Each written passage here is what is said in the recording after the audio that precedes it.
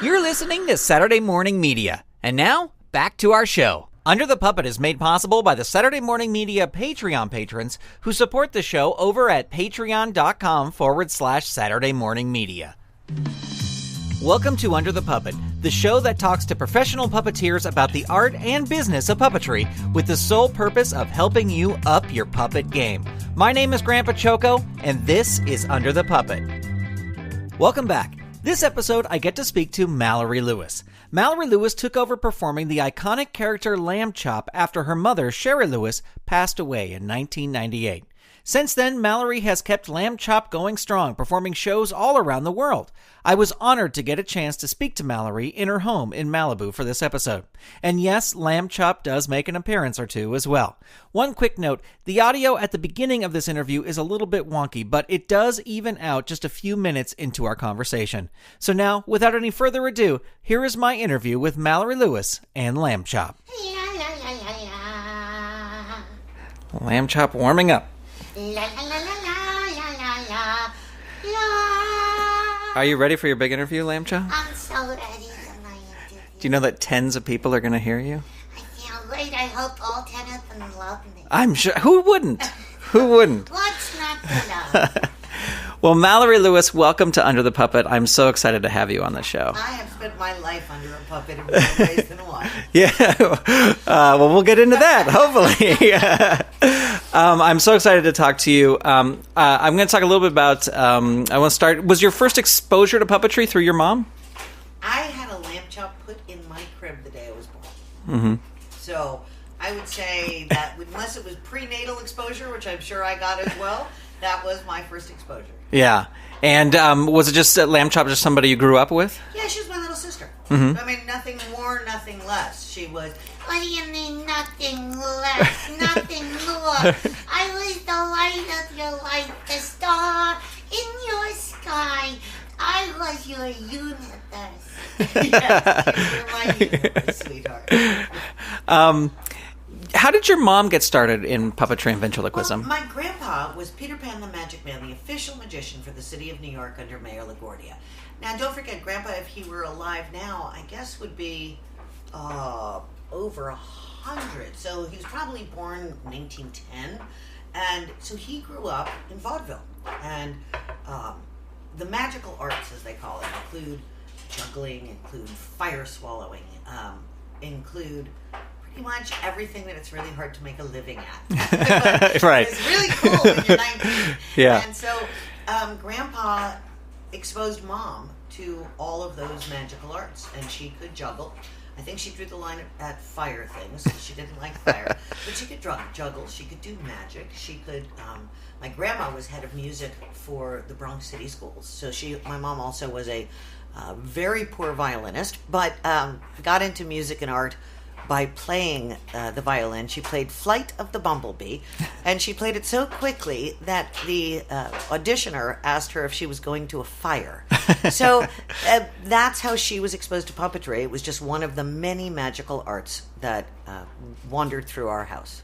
And didn't you, I believe when you and I were talking before, that she kind of got the Lamb Chop puppet, but then put it away, didn't want to do it? Yeah, my mom was working with, I guess they're Mahoney dolls.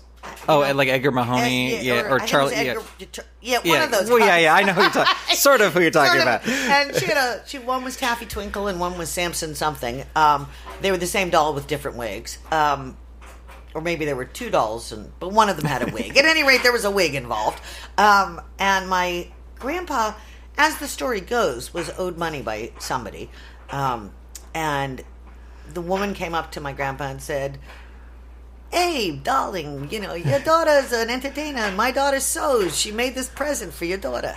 And I do a terrible old Jewish lady, but I'm growing into it. And so she gave my grandpa Lamb Chop, who gave it to my mom. And he said, "If Mary can have a little lamb, why can't Shari?" At which point my mother's eyes rolled backwards in her head, because that's what teenagers' eyes do. Right. And she went, "Thanks, Dad," and shoved Lamb Chop under the bed. And then the Captain Kangaroo show called and said, "We love you, but we hate your dummies. Do you have anything else?" And Mom dug through the dust bunnies and pulled out Lamb Chop and said, yes, I do.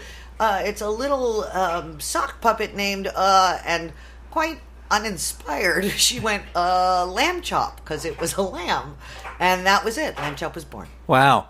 And I also heard your family, obviously, very super creative. But also you come from a long line of writers as well, yes, right? my aunt on my daddy's side is Judith Krantz, who wrote Scruples, Princess Daisy, Miss Strahl's Daughter, and everything else that in the 80s we learned about sex from.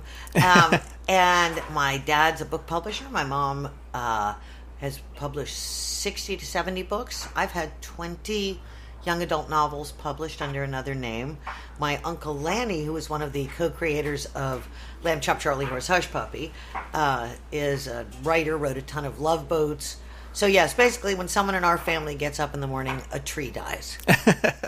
Well, and you took over like kind of ghostwriting for your mom, right? I did when I was 12. I wanted some extra money, and so my mom had me ghostwriting her newspaper column. She paid me $50 a column, which is great money when you're 12. Yeah, exactly. And after the third column, I told her I wanted my own byline. So she gave me that, and then I was her head writer on her show, Lamb Chop's Play Along and Charlie Horse Music Pizza. Yeah. And she and I share the only mother-daughter Emmy ever won, and we won it for writing. Well, I would love to I'm going to ask you about that There in it just is, a little bit. right It's right over there, right behind It's us. usually on top of the refrigerator, but I prettied up the place for you. Well, no, it looks great. And I definitely want to talk about that. Growing up, were you allowed to play with the puppets? Yeah, I mean, I had my own. I didn't really have a great deal of interest, you know. Oh, It yeah. was, I mean, when I was very little, my mom would bring Lamb Chop into my room, and I could tell Lamb Chop anything, and Lamb Chop never told on me. Like, I would never get in trouble for anything I confessed to Lamb Chop. Did that work when you were a teenager too? Mom, could you bring out Lamb Chop? Okay. When I was a teenager. Yeah. Because that'd be pretty sweet if you could tell Lamb Chop. Yeah. What do you think it is about Lamb Chop's character that makes her almost transcend being a puppet? She's honest. She is 100% honest. She is a little 3 to 6 year old girl. When Mom started writing her, we were writing her, or she was writing her for 3, as if Lamb Chop was 3. She aged, as I guess we all do, just in lamb years or puppy years. She's very honest. She's very direct. She says what's on her mind. She has her own personality. Yeah, I would say that's it. Honesty. Honesty, yeah.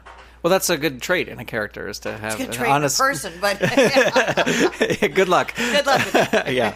And Lamb Chop, I was reading about this, was even allowed to speak in front of Congress as well. Not only allowed to speak, Mom, you're allowed 3 minutes when you're testifying in front of Congress, and Mom was testifying in front of Ed Markey, Senator Markey, about some children's issue. And after Mom's 3 minutes, Lamb Chop poked her head up from under the table and said, "Senator Markey, may I have my 3 minutes now?"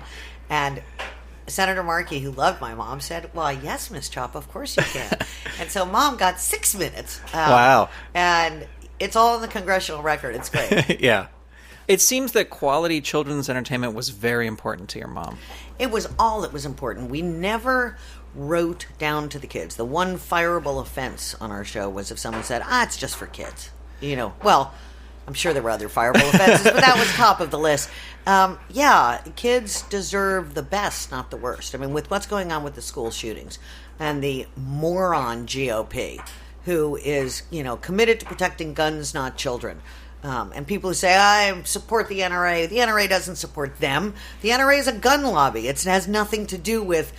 It's like AARP, where they're like, we're taking care of seniors. No, you're an insurance company. Stop lying about things. All that matters is the quality of the future adults depend on the children that we have today. And if we don't put good things in, we're going to get crap things out. Right. And, my kid is not only went to private school, but is out of the school system now. And yet I still vote for the bonds to support the public schools because I don't want to live in a world filled with stupid people. Right. So that's really, that's what it's all about. Yeah.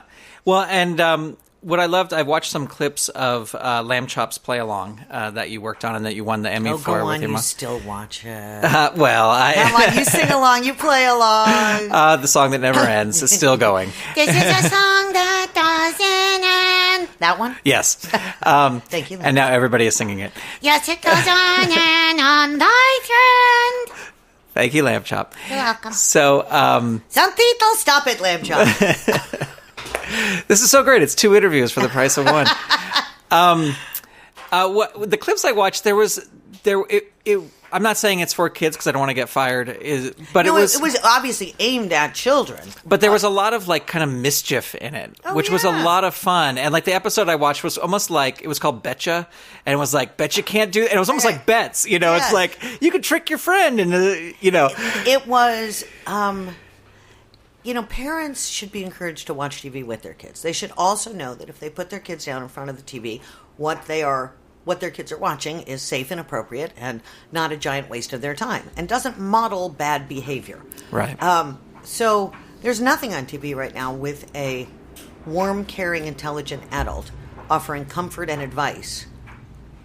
All of the cartoons, all of the stuff that's on, the adults are idiots and the kids make fun of them. Right. And, I don't think that makes kids feel secure, quite honestly, because kids need to be able to ask advice. They need to know that they can do something wrong, have it explained to them why it's wrong, have a solution offered to them, how to fix what's wrong, and know that even though what they have done may be bad, they are not bad. Right. And that they can trust adults to guide them. And I don't mean that in a sort of sticky sweet, I'm not knocking Mr. Rogers, but Mr. Rogers kind of way. I mean, in a real life, my son, who is perfect, by the way, he's at Georgetown School of Foreign Service, and I'm really proud of him. Take full credit for his great college, even though he did all the studying. But one time when he was like 3, we got home from the grocery store, and he had a gift card in his hand. Now, it was like a cartoon gift card. He had seen it. He had taken it from the store. He wasn't trying to steal. He was 3, for God's sakes. He doesn't understand at 3 the concept of. So I explained to him, well, we can't keep that because that's not ours, even though there was no money value on it.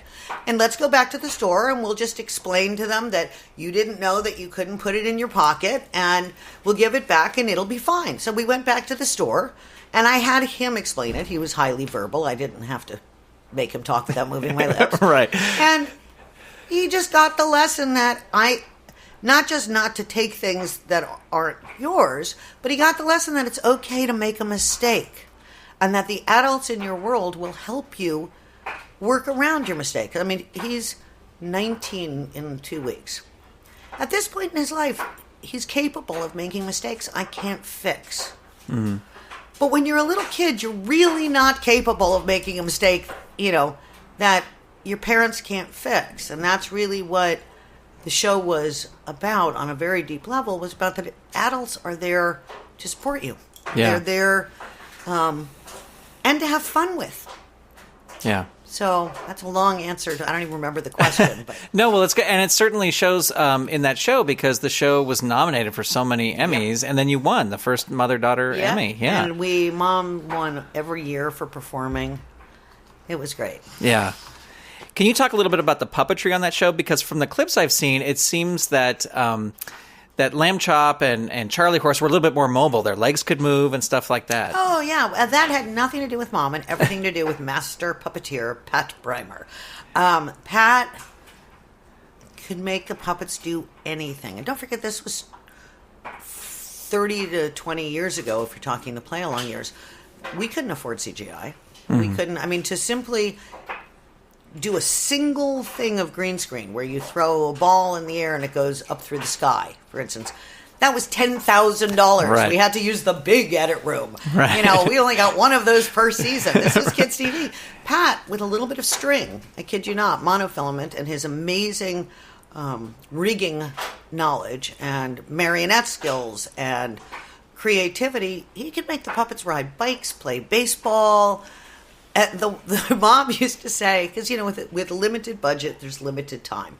And Mom, when the other the producer or the director were trying to rush Pat, Mom would poke her head up from behind whatever she was hiding behind, or on the set, she'd, "Don't rush Patrick." So this show is all about puppets. So Pat and I still work together today. Yeah, Pat's. I hope to get him on the show sometime. He is so amazing. You've got to. Yeah. He is fabulous. Yeah. Well, after your mother passed away in 1998, what prompted the decision to become Lamb Chop's performer? Oh, I didn't really have a choice. I was pregnant, and, you raise your children the way you were raised. Hopefully that's a good thing. And I couldn't imagine how to raise Jamie in a world where he didn't understand the legacy into which he was born. It didn't occur to me that perhaps I could get a real job. And I got all these letters from people saying, is Lamb Chop dead too? Well, that wasn't going to work for me. Yeah. So I spent much of my pregnancy accepting posthumous awards for my mother until my lovely ex-husband, Brad, pointed out that we couldn't make a living that way because nobody pays you to do that. Right. And so, Pat Proft, who did Police Academy movies, he's like a brilliant writer, just brilliant. Mom had performed at a charity event for Pat maybe 6 months before she died. And he's a friend of ours. And I think I picked him up on an airplane was how we met him. I don't remember. And so then I was accepting a posthumous award for Mom with, I think my son was born by then. And I put Lamb Chop in the podium because I didn't want to tell anybody I was going to do this in case I chickened out. And all she said was, Thank you so much, Shari. You would be so proud. and the audience gasped and then applauded. And I thought, oh, I can do this. And that's how it started. What were the challenges you faced stepping into the role of such a world-renowned character? Well, the biggest challenge was I didn't know what I didn't know. I knew I could perform with Lamb Chop, and Stormy Sachs, my mom's music guy, and Pat Breimer, puppet guy, affectionately known as Puppet Pig, they both were very encouraging. Had either one of them said, ooh, Mal, no, I probably wouldn't have. But my first performance was in front of 10,000 people. It did not occur to me that perhaps I should start a little smaller. I had to learn things like, I had to learn an act, because, but I also had to learn turn your mic on before you go on stage. Find the opening to the curtain before they call your name, and take your phone out of your pocket. Yeah. Turn it off and leave it backstage. So there were some stagecraft things I had to learn, but I used to wear my mom used to wear this one sweater to most rehearsals. And in the beginning, I would wear it to all the rehearsals because I didn't know what was important that she did and what wasn't important. So I figured if I just do everything that she used to do, I should be okay. Yeah. Oh, did the ventriloquism come easy to you? That was nothing. Nothing? Nothing. Oh, really? Yeah. Absolutely. Lamb Chop's voice was nothing. The ventriloquism was nothing. And how about the manipulation? Nothing. Nothing. That was nothing. It was just some stagecraft and presence on the stage. But I was very lucky because my first year performing, I had 12 weeks at the Magic Castle, which is an unbelievable amount of weeks. And you do 7 days of shows, 3 shows a day. So 21 shows in a week. If you take those 15 minutes, and each time you do it, you have 15 minutes of new material, you really learn those 15 minutes. Yeah. And because of my grandfather and my mother, after every show, a different, very experienced magician would come backstage and say, darling, you did great. I loved the way you sang that song, but at the end, take a pause and nod at the audience as they're applauding. Show them that you appreciate it. Or they'd say, darling, when you do that, look left and wait for your laugh. I mean, I got such... and each show, a different magician. It was almost like they were assigned to... they may have been. Yeah. Literally, there was such a feeling from the Magic Castle of support and love. I have no words to express my gratitude. Yeah. And what's interesting is it's gratitude to the same types of performers that taught my mom everything she knew as well. Yeah. So it was lovely. Yeah. And it's great to have that kind of mentorship and then also have that experience to do so many shows because by the end of that, you're just like, I can do anything now. It doesn't matter. You're not supposed to do more than 2 weeks at the castle in a year. But it's Lamb Chop. But it was, and I just got great experience and everyone was very kind. And Brian, the stage manager at the Magic Castle, he was great. One time I was on stage and there was a heckler. It was, Saturday night, 11 o'clock show, and the guy's like, bah, bah, bah, bah, bah. Yeah. And okay. Bah, bah, bah, bah, bah. And then again, bah, bah. Finally, Lamb Chop looks at the guy and says, sir, would you like to come on stage? And he says, yes. And she goes, great. Then Mallory can shove her hand up your ass. The house came down laughing. And Brian, the stage manager, played my playoff music. I was only like 4 minutes into the show, and I went backstage. I go, why'd you play my playoff music? He goes, you weren't getting funnier than that. Yeah, you can't top that. So it was great. Do you like interacting with the audience? I love the audience. That's Yeah. my favorite part. Yeah. I like it more. I like live more than televised. Yeah. I think my mom liked televised better because you can control televised more. Mm-hmm. But I love my audiences. I bring kids up on stage. I do a lot of interactive material. I do a lot of material without Lamb Chop also. I tell stories about Mom. I curate videos of Mom. I do very political material, but I love my audiences. I think we're doing a show together. Yeah. Which is a different thing. Mom used to perform, and the audience was there to watch her perform. I really like the interaction very much. Yeah, because I do some not puppetry work, but some performance with kids for like kids shows and things like that. And I do find that even just bringing them up on stage, it's like, oh, you're. It's kind of a cheap way to fill time too. Exactly. And I guarantee you, if you say, because I do this one song called "Up Down," and I say anybody who wants to come up can come up. Any kids. Sometimes if it's a big audience, 2,000-3,000 people, there's 500 kids, and that's a little scary sometimes. Right. But I always say to the parents in the audience, all right, I need a couple of you as spotters in the front. I go, because I have no insurance. But people love to take pictures of their kids on stage. Yeah. And the kids love it. Yeah. So it's good all the way around. And it fills a little bit of time. Yeah. I've read that you said that you have the same size hands that your mother did. Why is that important for Lamb Chop? Because imagine Lamb Chop on a big man's hand. It looked like Lamb Chop was doing steroids or something. Right. You performed Lamb Chop for USO tours, charities, including on the MDA telethons. Why is that work important to you? Giving back. I mean, it sounds like a cliched answer, but I'm wildly opposed to our current government. I'm not crazy about any form of government, although Barack, come back, we miss you. That is, anytime you've got lobbyists, you've got bought politicians. But I am also a wild supporter of our troops, and no matter who their commander-in-chief is, I support them. And the sacrifices they make, the conditions in which they live, the fact that our government, doesn't take care of them once they're out, all the issues with the vets, the young mothers with 2 little kids, daddy's away, all of it.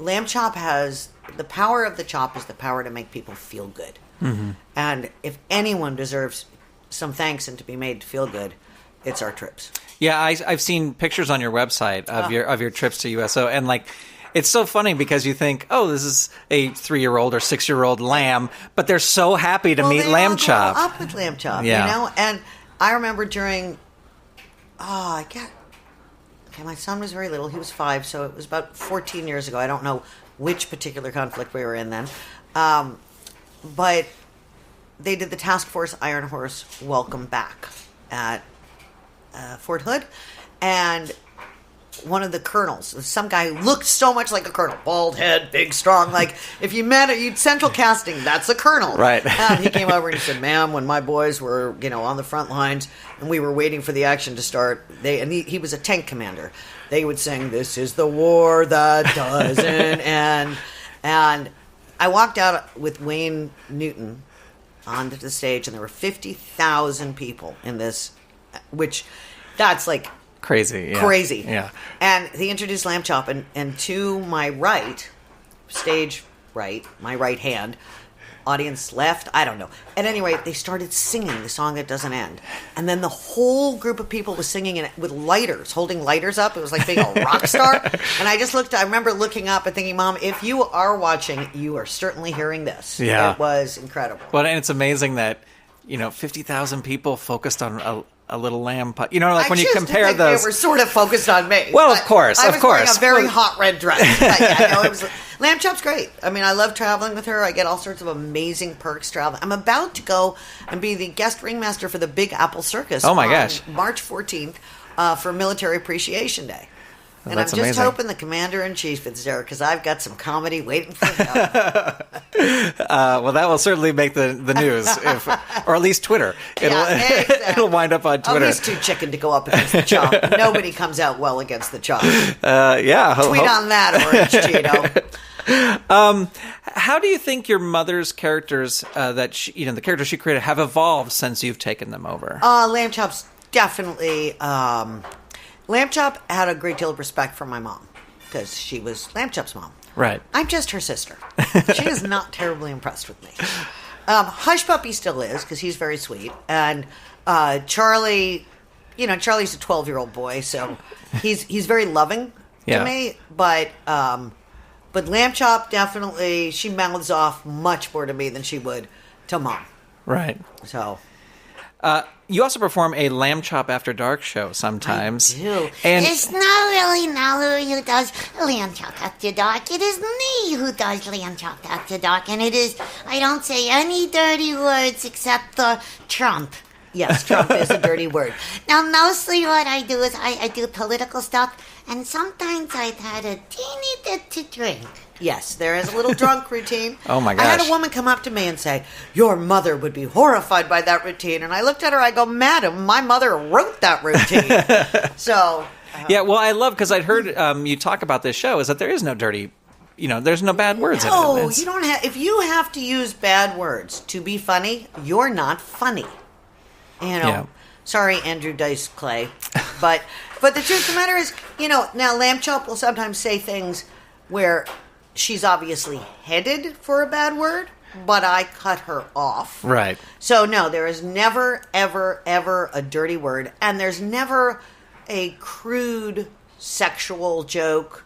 There's nothing I do that a child could not see because they wouldn't understand the joke because it's very much, as my mother used to write them, double entendre. But my mom had a Vegas act that she did. Right. She said it was baby blue. It wasn't a blue act, it was baby blue. Well, and it's almost funnier sometimes, I think, if you let the audience fill in the blank. Yes. Like, she didn't say that word, but, Right. the audience fills in the blank. It's Exactly. funny. But on the other end of the spectrum, you also perform an educational show for kids as well. I do. I do a show called Lamb Chop Loves America, 250-odd years of American history as seen through the eyes of Lamb Chop.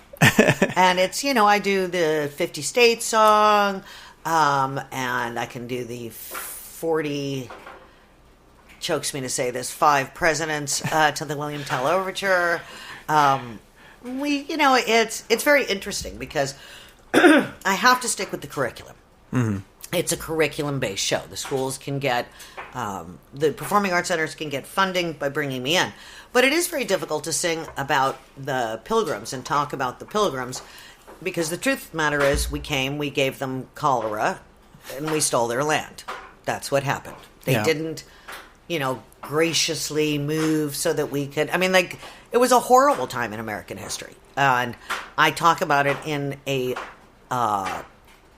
positive fashion. I don't say anything that I don't know to be true, but I also don't say a lot of things I do know to be true. Mm-hmm. And, we talk about manifest destiny, which is... basically, we thought it was our right, and God was telling us to take over the whole country. And Lamb Chop says, well, is that true? And I say, well, I don't know, but we did it anyway. Yeah. Because there's facts and then there's truth, and sometimes those things are not the same thing. Right. But it ticks all of the curriculum boxes, and it's pretty funny. And I talk about the fact that I'm proudest of America is that we've had such great inventions come out of America. And Lamb Chop asks, is that because Americans are smarter than other people? And I say, no, it's because our country has always encouraged immigration. Our country has encouraged the best and the brightest from around the world to come to America and be supported and to flourish. Tesla is an example, Elon Musk. Right. But, so... I am a very political person, but in that sentence, I am talking about something that's amazing about America, which is our inventions, but I'm also putting it in the context of what is the truth, which is the reason so many wonder, I mean, Albert Einstein, all of these, a lot of things that were invented in America were invented because we are a country that supports creativity and immigration. So I love it was originally written for 4th and 5th graders.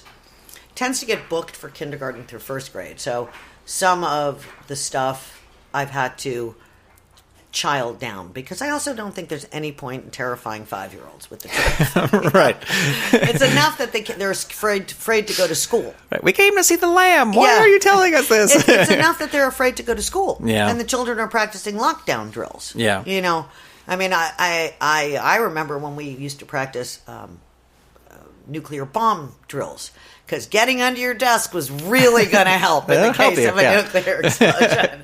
That'll help. Those desks were well built. They were well built. They'll keep out the radiation. Right, exactly. But, the fact of the matter is we're here to... I think it's very important that children are exposed to theater, because if you don't see it, you can't dream it. The reason I can perform on stage is because it never occurred to me I couldn't. Right. I've saw it my whole life. The reason a lot of people, I mean, my ex-husband was a brilliant he can build anything, and he can MacGyver anything, like chewing gum and a paperclip, and he can build you a house. Right. But that's because his dad could do that, and so he just grew up seeing it and assuming that was a natural thing that a person does. So I think that it's really important kids be exposed to theater, so that they know that those options are out there. Yeah. Getting back to live performances, right. I read that you feel one of the most important things about a live performance is having a good sound check. Oh my God. I don't require much. Honestly, I don't need like blue M&Ms. I don't need white couches. I need like a Subway sandwich and a Coca-Cola in the back. Real Coke, not diet, not cherry, just plain old real Coke on the rocks. Bottle of water by the side of the stage. My tech needs are very simple, but I will not perform if I cannot have a sound check, because if you cannot hear me, what is the point? And if I don't sound good, nobody in the audience is going to go, oh, that sound system's not very good. They're going to go, wow, she can't sing at all. So, that's the one thing. And it's like, if you're an airline pilot, you probably require a good airplane, right. Or you go, I'm not taking those people up in it. Because what I give is a ride. I give it a full fun. You get on at the beginning of my show, you get off, you've had a good time. I always say to my audiences, and I mean it, if you didn't like the show, I'll refund your ticket money personally. If you didn't have a good time, I'll pay you back. All you've lost is an hour. Yeah. Because nobody doesn't have a good time at my shows. I'm fun. Yeah, I agree. I saw you last summer. It was fantastic. Yeah, and you saw me like 8 days in when I was like I had no voice left. Well, I wanted to talk about that. That was actually my next question. Is you perform sometimes at state fairs, yes, and you're doing multiple shows a day per day. The hardest part is not the multiple shows. The hardest part is the wait in between the shows, so your voice gets warmed up and then your voice gets cold. Right. Is the barbecue pit spewing gasoline like right next to you? Right. Is performing outdoors is hard. I love doing fairs. I only do the big state fairs. Mm-hmm. I'm doing Utah this year as well, which I'm really excited. I'm going back to Wisconsin for the first 5 days and then doing Utah for 11 days, which should be great. Yeah. And so anybody who's hearing this who has horses in either Utah or near the Wisconsin State Fair, please, you can reach me on Facebook, private message me, because I have an Arabian and my fiance has a Tennessee Walker. We'd love to go riding with you. That's just a horse-to-horse person-to-horse person connection. I've actually said this before on shows and had people contact me and gone to gigs and gone riding, because if they're a horse person, they're cool. Right. Horsewomen are horsewomen. So, and that also helps you get through the... Yes. 12 shows a day or however many you're doing is knowing like, I'm going to go on a horse. Okay, I've got 5 hours between show 2 and 3 on day 6. Can you take me riding? Yeah. So, yes. What was the question? No, that is fine. So the performing arts centers are a lot easier. Right. I mean, you've got a crew of 5. You walk in, oh, Miss Lewis, how are you? Everyone is there to see you, not to eat a corn dog, for instance, which makes it a slightly better experience.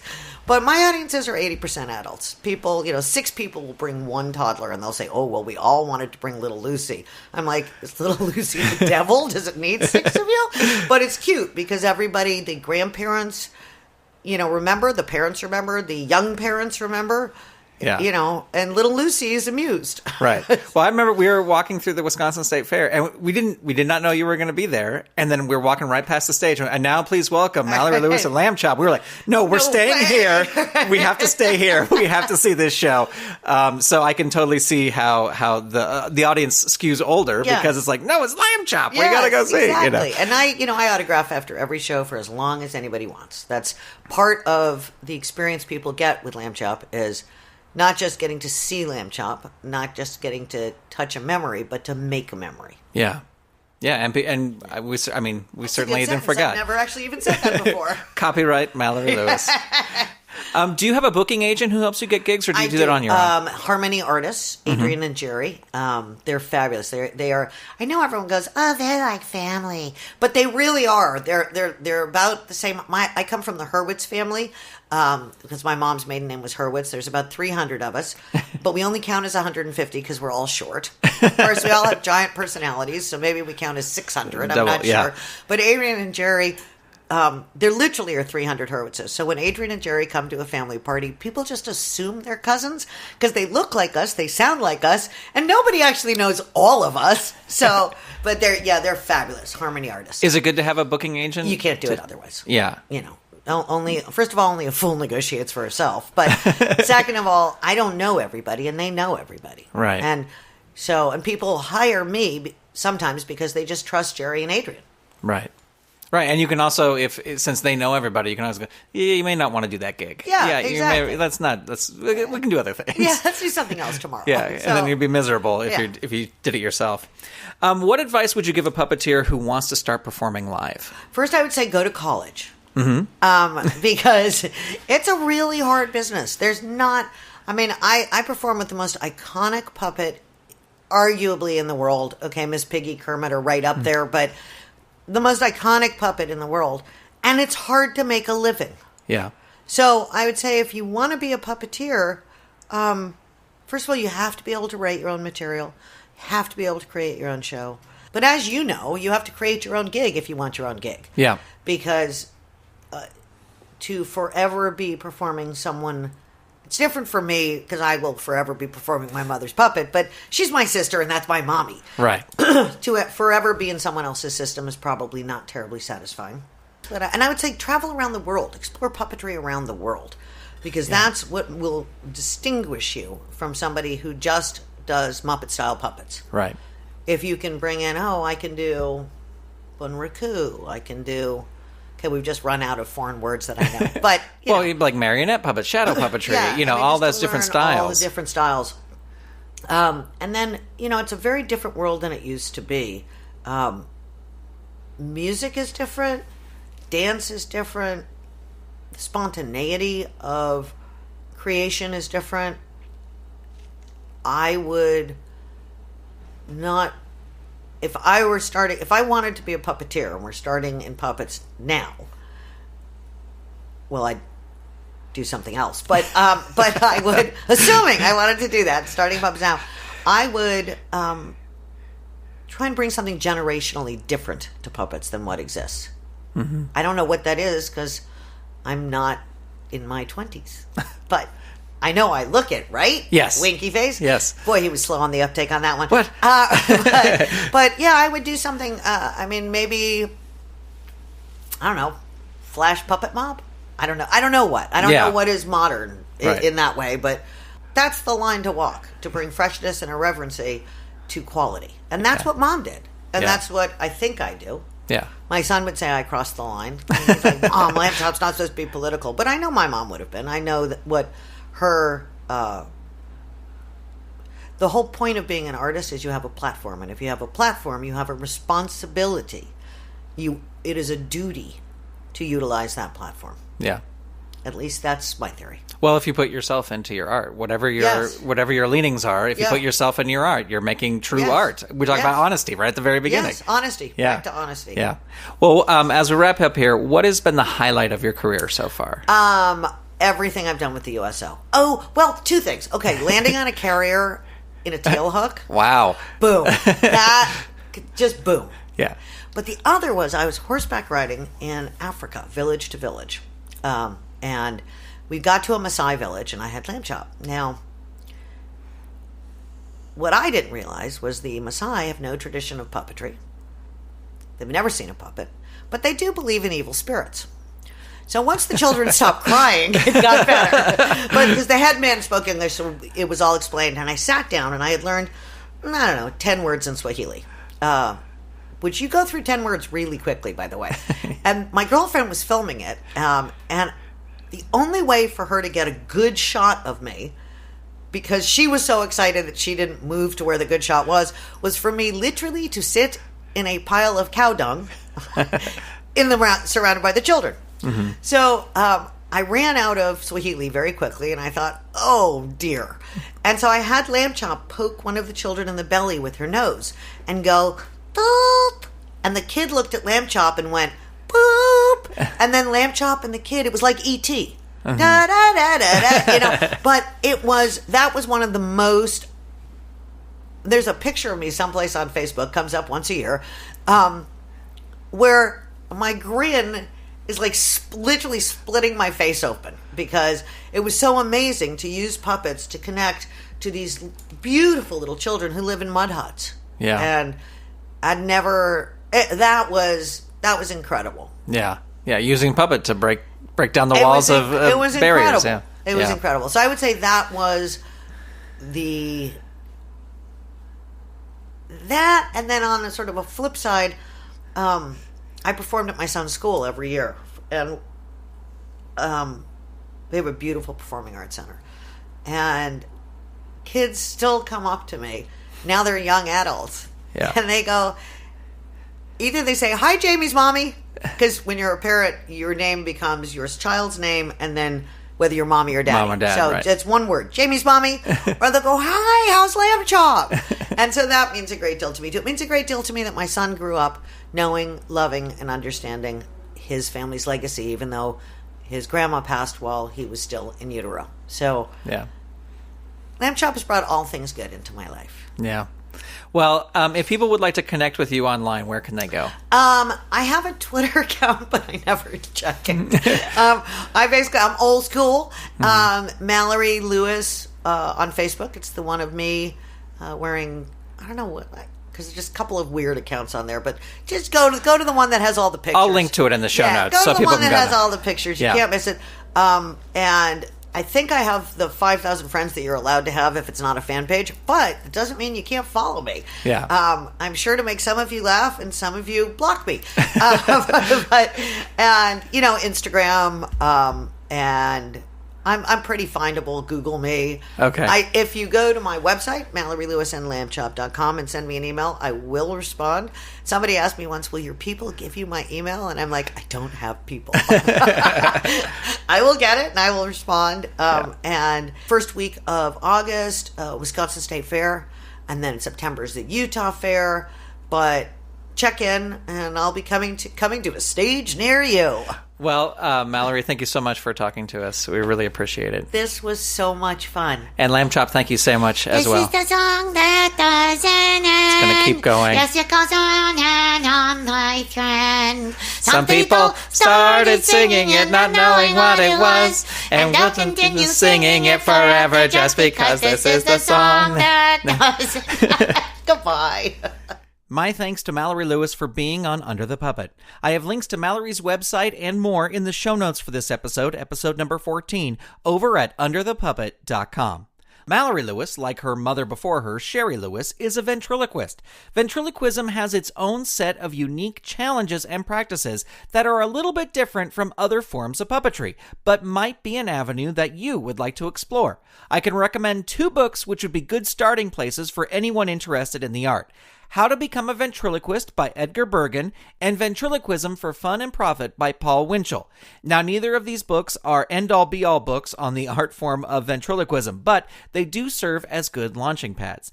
Incidentally, looking up videos of Edgar Bergen, Paul Winchell, and of course Shari Lewis are also amazingly informative as well. Puppeteers in all disciplines of the art should be familiar with their work. Well, that's going to do it for this episode of Under the Puppet. I welcome your feedback via email at hello@SaturdayMorningMedia.com or via Twitter, where the show is at username Under the Puppet. You can also contact me via Facebook, where you can find the show's page by searching Under the Puppet. I want to hear your suggestions for questions I should be asking and for future guests. Also, the goal for this show is to talk to puppeteers making it happen in all sorts of styles of puppetry. So if you know an amazing Boon Raku or shadow puppet artist, please reach out. Let me know who I should be talking to. Thank you so much for listening. I'll talk to you next time right here on Under the Puppet. Under the Puppet is a production of Saturday Morning Media and is made possible by the Saturday Morning Media Patreon patrons who've gone to patreon.com/Saturday Morning Media and set up a monthly donation for as little as $1 a month.